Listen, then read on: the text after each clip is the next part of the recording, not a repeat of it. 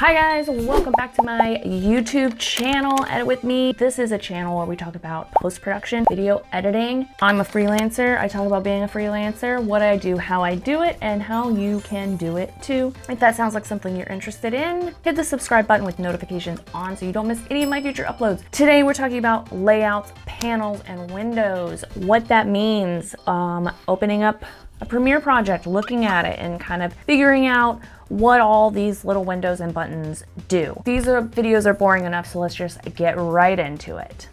And I'm not going into super deep detail in this video. I'm following along an article found in helpxadobe.com, just some general information about workspaces, how to customize them. Let's start out in a blank project here. This is just a saved layout in Premiere Pro. And if you see up along the top bar here, I believe, what is this panel called? Ooh, that was the home. Reset to save layout.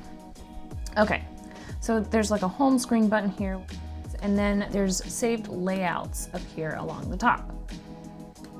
So learning looks a little bit the same as editing. Assembly is the closest to what I normally use. I just don't use all of these panels that are open in this one. And you can click through this and they'll have different things kind of prearranged. If there is a layout that you like, but you want to change a couple of things, let's say you want to move this markers panel over into this window. All you have to do is click and drag and make sure, and it's kind of hard. Look, okay, so you see how it highlights green? That's gonna like put it into its own separate window in Premiere and kind of shuffle everything around. But we want it to stack in this window. So we want to click and drag and have it sit on that top, make sure the top purple area is highlighted. And now if we need to resize anything, you just kind of hover until you see the arrows with the two lines, and you can pull just like any other program. Ooh. There we go. I want this on this side. Let's say that, yeah. So it's kind of customizing. That's a simple way to customize. Let's say I want to get rid of this.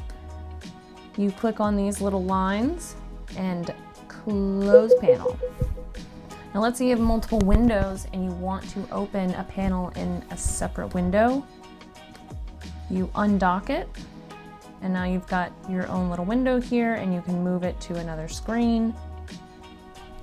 All right, and now let's say you like this, but you want to save it as something else because you want to keep the original layout. Go to Window, Workspaces, Save as New Workspace, and then you can rename it. New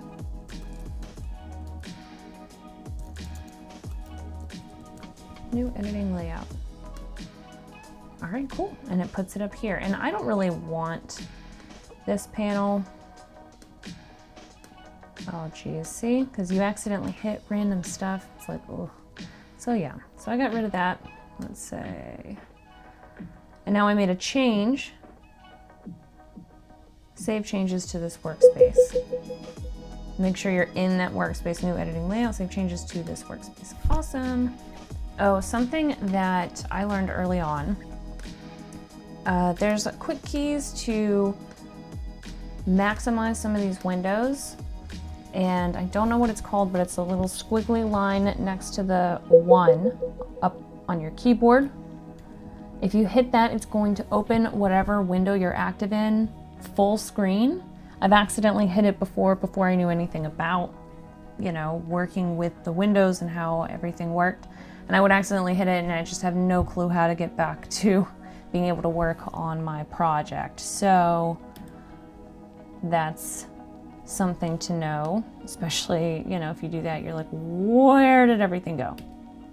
The reason I set my project up like this is I like to have my project window long as possible, because I'm going to be opening up folders that have lots of footage in them, and I might be scrolling through along a list of files within this to put on the timeline.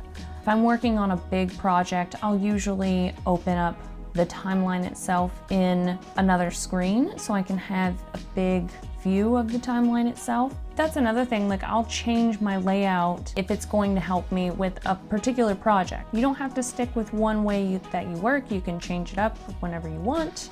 And you can find more details about layouts and workspaces on Adobe's websites. There are also a ton of videos that are super helpful when it comes to learning the basics of Premiere. So I didn't think there was a need for me to reiterate a lot of information that's out there. I just want everyone to know that there's no right or wrong way to set up your workspace if you're comfortable working in a certain way. Some people only want to use one screen. Some people need 3 screens to comfortably work on a project, and no matter how you work, it's perfectly fine.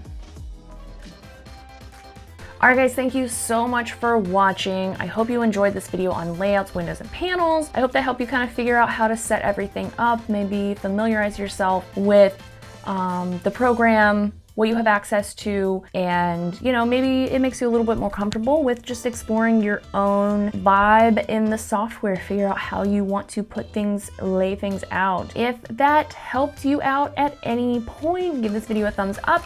Don't forget to subscribe with notifications on so you don't miss any of my future uploads. And until next time, happy editing.